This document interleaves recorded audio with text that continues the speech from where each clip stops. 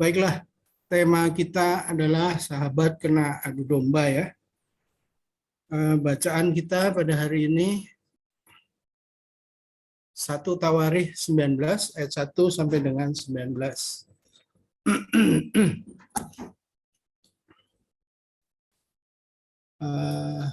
Ini ada 19 ayat. Mari akan saya bacakan ya. 1 Tawarikh 19 ayat 1 sampai dengan 19. Sesudah itu matilah Nahas, raja Bani Amon. Lalu anaknya menjadi raja menggantikan dia. Lalu berkatalah Daud, aku akan menunjukkan persahabatan kepada Hanun bin Nahas, sebab ayahnya telah menunjukkan persahabatan kepadaku. Sebab itu Daud mengirim utusan untuk menyampaikan pesan turut berduka cita kepadanya karena kematian ayahnya. Tetapi ketika pegawai-pegawai Daud sampai ke negeri Bani Amon itu kepada Hanun untuk menyampaikan pesan turut berduka cita kepadanya, berkatalah pemuka-pemuka Bani Amon itu kepada Hanun, apakah menurut anggapanmu Daud hendak menghormati ayahmu karena ia telah mengutus kepadamu orang-orang yang menyampaikan pesan berduka cita? Bukankah dengan maksud untuk menyelidik, untuk mengintai, dan untuk menghancurkan negeri ini, maka pegawai-pegawainya datang kepadamu? Lalu Hanun menyuruh menangkap pegawai-pegawai Daud itu, disuruhnya mencukur mereka dan memotong pakaian mereka pada bagian tengah sampai pangkal paha mereka. Kemudian dilepaskannya mereka.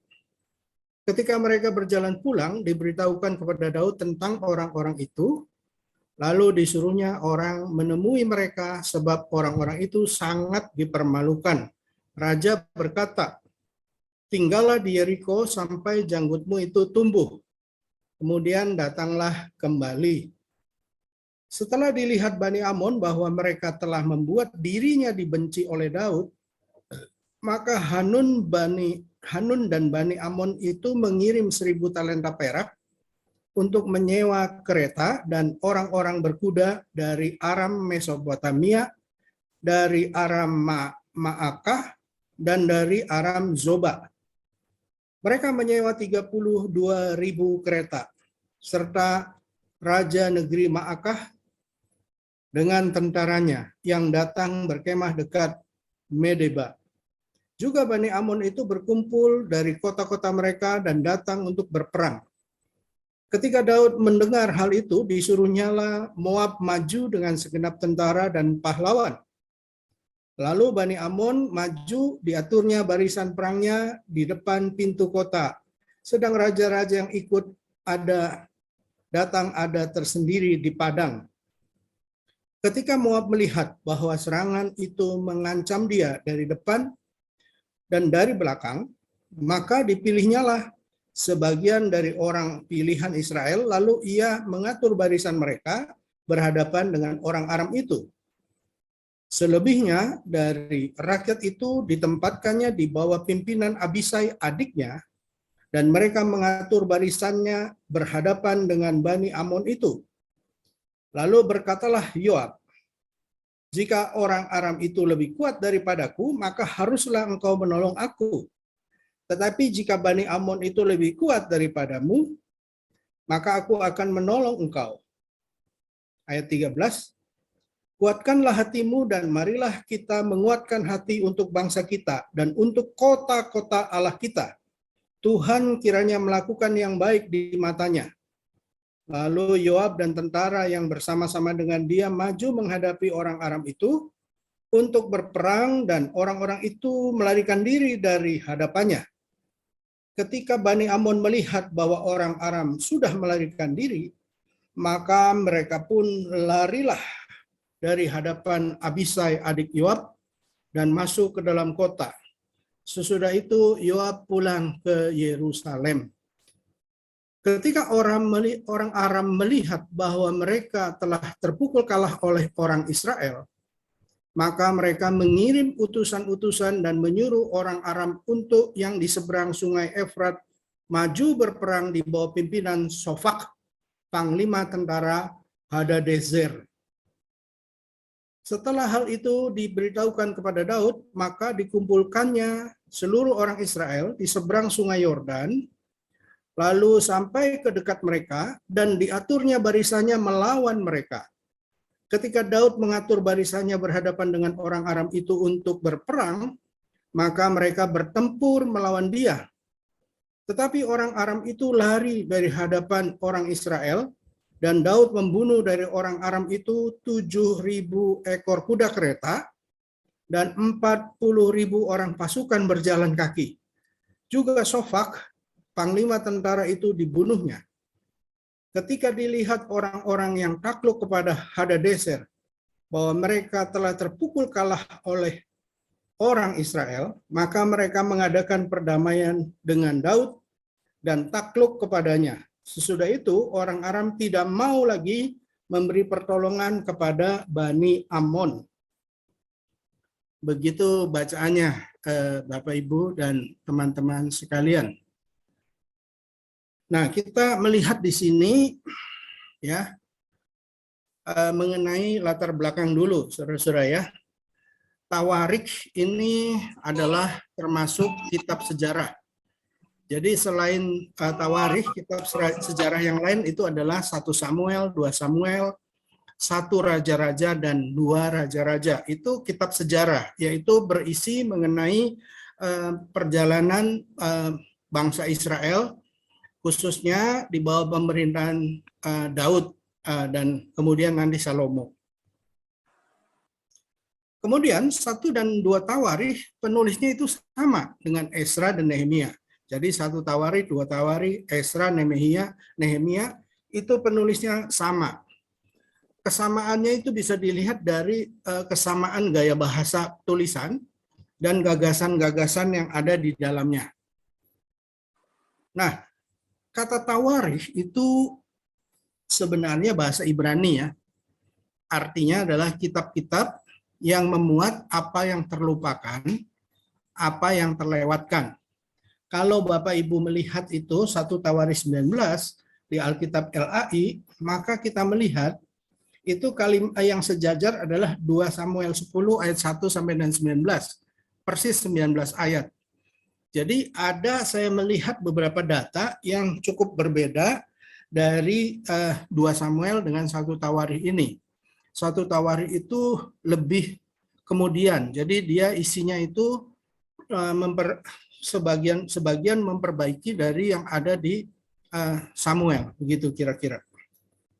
Nah, penulis Tawarikh adalah seorang dari kaum Lewi di Yerusalem. Kita tahu Lewi itu pekerjaannya membantu, nantinya itu Lewi itu aslinya sebenarnya suku ya, suku yang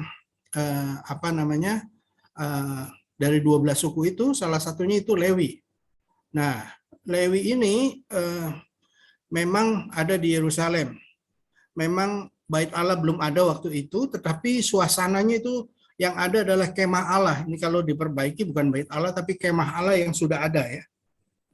Nah, penulis dan dengan cara yang unik mengisi kekosongan yang ada dalam kitab sejarah yang lain. Jadi 1 Tawarikh, 2 Tawarikh itu sifatnya itu seperti suplemen atau pelengkap. Ya, kalau Kidung Jemaat ada pelengkap Kidung Jemaat, nah itu tambahan-tambahannya, menyempurnakan dari kitab sejarah tadi. Nah, 1 Tawarikh ini ditulis dalam waktu setelah pembuangan ke Babel. Jadi setelah pembuangan, lalu ditulislah 1 Tawarikh ini. Jadi kalau tadi di latar belakang Bait Allah, memang Bait Allahnya sudah ada ya. Nah, oke, kita melihat ke teks kita, ayat 1 ya. Jadi 1 Tawarikh 19 ayat 1 itu kita melihat adalah latar belakangnya, backgroundnya kematian Nahas, Raja Bani Ammon. Ya, Raja Bani Ammon yang bernama Nahas itu mati, di ayat 1 disebutkan di situ. Lalu Nahas itu digantikan anaknya namanya Hanun. Ya, mungkin kalau misalnya sambil Bapak Ibu yang pegang Alkitab itu bisa dilihat Amon itu sebelah mana, itu kalau di peta Alkitab peta yang pertama atau yang kedua, maka kelihatan Amon itu adanya sebelah kanan. Kalau di kanan itu berarti kalau di peta itu sebelah timur dari Israel, ya. Posisinya, letaknya. Boleh dilihat peta Alkitab di bagian belakang Alkitab, ya. Saya tidak sempat mengambil dari YouTube ini, itu sebenarnya ada di situ, ya, gambarnya Amon itu sebelah mana. Nah, lalu dari latar belakang ini kita melihat ayat 2, itu kita melihat di dalam ayat 2, itu Daud itu bersahabat dengan Nahas. Sehingga Daud mengirim utusan untuk menyatakan turut berduka cita kepada Hanun. Karena ayah Hanun yaitu Nahas itu meninggal. Itu di ayat 2 tadi disebutkan. Ya, menyampaikan pesan turut berduka cita. Dikirimlah pegawai-pegawai Daud yang membawa ucapan berduka begitu kira-kira. Nah, kita melihat di ayat 3, di sini ada pemuka-pemuka Bani Amon yang memberikan masukan, ya. Pemuka-pemuka itu adalah para pemimpin, ya, para senior orang Bani Amon itu memberikan masukan, memberikan nasihat. Kenapa? Karena Raja Hanun ini masih muda, sehingga orang-orang tua ini kan memberikan masukan-masukan gitu kira-kira, ya. Kita lihat isi nasihat dari pemuka Bani Amon itu apa saja. Nah, ini bahaya nih kalau kita melihat isinya ini, ya. Jadi kalau kita lihat dari isinya itu, yang pertama meragu-ragukan. Yang maksud baik Raja Daud dalam menyampaikan rasa duka cita itu di situ dibuktikan di ayat 3. Apakah menurut anggapanmu Daud hendak menghormati ayahmu karena ia telah mengutus kepadamu orang-orang yang menyampaikan pesan turut berduka cita? Itu meragu-ragukan. Apa memang itu tujuannya? Nah, lalu yang lebih repot, nah ini malah berpendapat sangat negatif. Nah, ya di sini bukankah dengan maksud untuk menyelidik, untuk mengintai, nah jadi intel ini, dan untuk menghancurkan negeri ini. Jadi di sini meragu-ragukan, lalu menghasut. Ya, negatif ini sangat menghasut. Mereka itu datang ke sini untuk apa? Jangan-jangan bukan untuk berduka, tetapi untuk menyelidiki dan untuk mengintai, untuk menghancurkan negeri ini pada akhirnya. Karena memang kalau kita melihat latar belakangnya, ya Daud ini sedang seru-serunya berperang terus-terusan ini. Lalu akibat reaksi Raja Hanun terhadap nasihat para pemuka itu apa? Nah, kita melihat akhirnya pegawai-pegawai Raja Daud itu ditangkap, dicukur janggutnya. Nah, kita lihat itu di ayat 5 itu janggut, ya. Dicukur janggutnya itu. Lalu dipotong pakaiannya. Lalu baru dilepaskan. Nah, itulah yang terjadi akibat masukan-masukan, ya, yang sesat dari para pemimpin pemuka-pemuka itu. Nah, ayat 5, Daud itu memperoleh laporan bahwa pegawainya sangat dipermalukan oleh Raja Hanun. Lalu Daud menasihati para pegawainya itu diminta untuk tinggal di Yeriko sampai janggutnya tumbuh kembali. Ya, kalau nggak punya janggut gimana, ya? Orang Israel ini janggut ini penting sekali kayaknya. Jadi mereka dipermalukan begitu. Lalu ya udah tinggal di Yeriko aja katanya. Nanti kalau sudah tumbuh lagi, baru kamu balik lagi ke sini ke Yerusalem. Nah, itu sebenarnya Daud tidak melakukan apa-apa, hanya memberikan nasihat kepada pegawainya. Tidak ada sama sekali reaksi Daud melihat hal itu, hanya menasihati pegawainya. Ya. Nah, kita lihat apa yang terjadi di ayat 6 dan 7. Nah, perilaku Raja Hanun dan Bani Amon itu membuat mereka dibenci oleh Raja Daud. Nah, ini mereka panik sendiri. Sebab kelihatannya jadi mereka di ayat 6 itu dikatakan setelah dilihat Bani Amon bahwa mereka telah membuat dirinya dibenci oleh Daud. Nah, itu perilakunya itu membuat dia dibenci oleh Daud. Maka mereka itu mengirim 1.000 talenta perak untuk apa? Menyewa kereta dan orang-orang berkuda dari Aram. Nah, Aram itu ternyata itu banyak daerah, banyak rajanya Aram itu, Bapak Ibu. Jadi di sini yang disebutkan ada 3 ini, Aram Mesopotamia, Aram Maaka, dan Aram Zoba. Ya, jadi dikirimlah uang 1.000 talenta itu, perak itu untuk menyewa kereta berkuda itu dan orang-orang berkuda ya dari Aram, dari 3 bagian. Rajanya ada 3. Ada 32 kereta, 32.000 disewa. Bahkan Raja Maakah itu dengan tentaranya juga terlibat di sana langsung, ya, membantu Amon dengan bayaran itu. Nah, di samping orang Aram diminta datang, lalu orang Bani Amon juga berkumpul mereka, dan mereka dikumpulkan dari kota-kota mereka dan datang untuk berperang. Jadi kita lihat ya, akibat perbuatan sendiri, Bani Amon itu panik sendiri, lalu mulai menyusun strategi karena mereka ketakutan kepada Raja Daud. Ya, kita melihat di ayat 6 dan 7 bagaimana persiapan mereka. Ya, minta tolong dari orang-orang Aram, tetapi juga orang Amon sendiri berkumpul dari kota-kotanya dikumpulkan.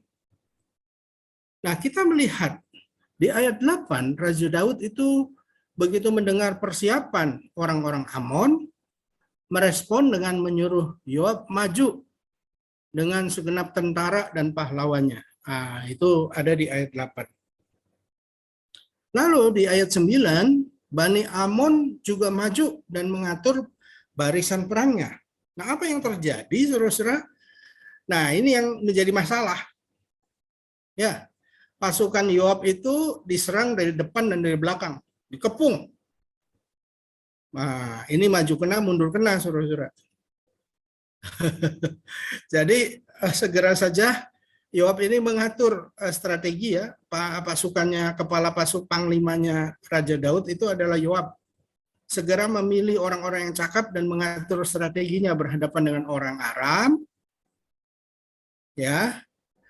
Dan ayat 11 akhirnya dibagi 2 nih, Yoab dengan tentaranya, dan rakyat Israel dipimpin oleh Abisai, adiknya Moab, mengatur barisan. Ya, kalau Yoab berhadapan dengan orang Aram, nah bangsa Israel sendiri sisanya itu dipimpin oleh Abisai, adik Yoab, itu berhadapan dengan Amon. Karena dia dikepung. Ya, dari depan ada bangsa Aram yang sudah disewa itu, di belakang itu ada Bani Amon sendiri. Nah, mereka ini orang Israel di tengah, terjebak begitu kira-kira. Nah, strateginya bagaimana berhadapan dengan mereka? Nah, di sini Yoab mengatur. Kalau orang Aram lebih kuat dari Yoab dan pasukannya, maka Abisai akan menolong mereka. Ya. Tetapi kalau Bani Amon lebih kuat dari rombongan Abisai, maka Yoab akan menolong mereka. Karena mereka di tengah itu kan posisinya. Pokoknya kalau salah satu dari mereka, apakah Yoabnya kalah, apakah Abisainya kalah, mereka itu langsung berbalik menolong sebelahnya. Karena di tengah-tengah posisinya. Mengerti ya Bapak Ibu ya? Jadi Israel di tengah-tengah, di depannya itu ada orang Aram, di belakangnya ada orang Moab. Kira-kira begitu. Nah, lalu kita melihat di ayat 13. Yoab itu menguatkan karena dia panglimanya, panglima tentara, dia membuat pernyataan sebagai kepala pasukan. Kuatkanlah hatimu. Mari menguatkan hati untuk bangsa kita dan untuk kota-kota Allah kita. Tuhan kiranya melakukan yang baik di matanya. Ini kalimat yang menjadi penguat ya menjadi semacam semangat ya, menyemangati ya untuk baik bangsa Israel maupun pasukan Israel. Ya, kita melihat kalimat-kalimat Yoab itu. Nah, jadi Yoab dan pasukannya berhadapan dengan orang Aram dan menang. Orang Aram lari. Nah, ini yang terjadi. Nah, lalu kita melihat di ayat 15, ternyata waktu Bani Amon tahu Aram itu sudah kalah, jadi itu kelihatannya Yoab perang dulu itu. Bani Amon pun lari dari hadapan Abisai. Saya mempunyai sebuah kecurigaan, Bani Amon ini orang-orang biasa. Artinya rakyat biasa. Mungkin tentaranya sedikit ya, sehingga mereka ketakutan. Jadi baik orang Aram maupun orang Amon kabur semua. Kita melihat ini yang terjadi ayat 14, ayat 15. Nah, ayat 16 ini orang Aram yang kalah lalu mengirim utusan kepada orang Aram yang lain di seberang sungai Efrat. Nah, inilah pasukan cadangan saya sebutkan. Ya, untuk berperang. Ya, di bawah pimpinan panglima namanya Sofak. Nah, mereka itu adalah tentara Aram Zoba. Tadi kan tentara Aram itu ada 3, tadi saya sebutkan. Aram Mesopotamia, lalu ada Aram Ma'akah. Nah, tadi yang sudah dikalahkan Mesopotamia dan Ma'akah. Nah, sedangkan Aram Zoba di bawah rajanya namanya Hadadezer, dan panglima perangnya itu namanya Sofak, itu ada di seberang sungai Efrat. Lalu yang kalah itu memberitahu kepada tentara Aram Zoba itu, yang nama rajanya Hadadezer dan panglimanya Sofak, untuk menyerang. Nah, itu di ayat 16. Ya, kita mesti memperhatikan tuh supaya jangan keliru bahwa memang itu yang terjadi. Nah, lalu di ayat 17 dan 18 kita melihat Daud kemudian mengumpulkan semua orang Israel di seberang sungai Yordan, diaturnya barisan mereka. Ingatlah, di sini kita melihat Daud sendiri yang turun tangan. Karena di ayat 16 itu Yoab sudah kembali ke Yerusalem.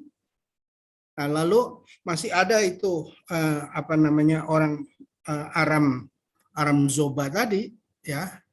Di sini Daud sendiri memimpin perang ini. Lalu disitulah kita melihat orang Aram itu kalah lagi di hadapan orang Israel di bawah pimpinan Daud. Ya. Nah, kita lihat yang dibunuh oleh pasukannya Daud adalah 7.000 ekor kuda. Artinya 7.000 ekor kuda itu berarti ada 7.000 penunggangnya. Jadi pasukan berkuda itu, kuda yang mati 7.000 ekor. Dan pasukan yang berjalan kaki itu 40.000 orang. Kita bisa bayangkan perang yang kedua ini di bawah pimpinan Daud lebih seru. Ya, termasuk panglima Aram Zobah itu, yaitu Sofah, itu mati dibunuh. Itu di ayat 17-18 kita melihat. Nah, terakhir ayat 19.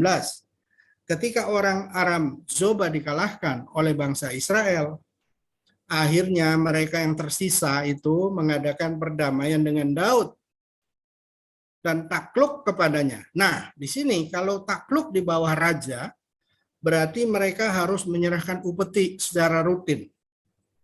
Ya, orang Aram Zoba ini. Ya. Lalu orang Aram di ayat 19 yang kedua mengatakan tidak mau lagi menolong Bani Amon. Udah kapok dia. Jadi dia sudah mendapat uang bayaran, tapi dia terus akhirnya kapok karena kalah, begitu rupa kalahnya oleh bangsa Israel. Nah, itu kira-kira begitu ceritanya ya. Kita melihat beberapa catatannya, saudara-saudara. Ini yang pertama, sebenarnya semula hubungan Israel, yaitu Raja Daud dan Bani Amon Nahas itu baik-baik saja awalnya. Ya, sebelum pasal 19 ini. Nah, problem itu muncul disebabkan oleh pemuka-pemuka Bani Amon yang nasihatnya menyesatkan raja muda, yaitu si Hanun itu, rajanya Amon. Jadi persahabatan itu persahabatan itu dirusak, diadu domba oleh sekelompok penasihat sesat. Itulah yang terjadi. Jadi sebenarnya kalau saya lihat ceritanya ini pada malam hari ini, itu sebenarnya adalah memang cerita perang ya. Ini urusan politik sebenarnya, perang ya, antara bangsa Israel dengan orang Amon itu diceritakan latar belakangnya seperti apa. Kita melihat akibat terakhir setelah Bani Amon dikalahkan, apa yang terjadi? Ya, ini saya bacakan ya. 1 Tawarikh 20 ayat 1 sampai 3 nih. Pada pergantian tahun, pada waktu raja-raja biasanya maju berperang, maka Yoab membawa keluar bala tentaranya, lalu ia memusnahkan negeri Bani Amon. Kemudian ia maju dan mengepung kota Raba. Ini kota Raba, ini kota salah satu kota di Amon. Sedang Daud sendiri tinggal di Yerusalem. Yoab memukul kalah Raba dan meruntuhkannya. Sesudah itu Daud mengambil mahkota dari kepala raja mereka. Beratnya ternyata setalenta emas. Ini gede banget ya. Bertatahkan sebuah batu permata yang mahal, dan itu dikenakan pada kepala Daud. Juga diangkutnya banyak sekali jarahan dari kota itu. Penduduk kota itu diangkutnya dan dipaksanya bekerja dengan gergaji, penggerek besi, dan kapak. Demikianlah juga diperlakukan Daud segala kota Bani Amon. Sesudah itu pulanglah Daud dengan seluruh tentara ke Yerusalem. Nah, ini coba dibayangkan ya, akibat kesalahan itu, maka dampaknya amat sangat besar. Gara-gara penasihat-penasihat yang itu tersesat itu. Jadi pada akhirnya Bani Amon ini dikalahkan habis. Kota-kotanya dikuasai, orangnya dijajah untuk bekerja, dijadikan budak. Kira-kira begitu, itu yang terjadi akibat kesalahan dari penasihat-penasihat Raja Hanun tadi itu. Nah, kita melihat ada sebuah fakta yang tidak bisa kita abaikan, yaitu bahwa Raja Daud itu selalu menang waktu berperang. Ini hati-hati ya, pada waktu itu mereka tidak sadar ya, bahwa sebenarnya Daud ini sebagai raja itu kalau memimpin perang itu selalu menang. Itu ditulis di dalam 2 Samuel ya, 2 Samuel 8. Saya bacakan 2 Samuel 8 ini ya, 2 Samuel 8 ayat 6c. Di sini ya. Kemudian Daud menempatkan pasukan-pasukan pendudukan di daerah orang Aram dari Damsyik. Orang Aram itu takluk kepada Daud dan harus mempersembahkan upeti. Ya. Tuhan memberi kemenangan kepada Daud kemanapun ia pergi berperang. Saudara lihat ya Bapak Ibu, ayat 6 itu bagian akhir, Tuhan memberi kemenangan kepada Daud kemanapun ia pergi berperang. Daud ini tidak pernah kalah. Luar biasa. Kira-kira begitu.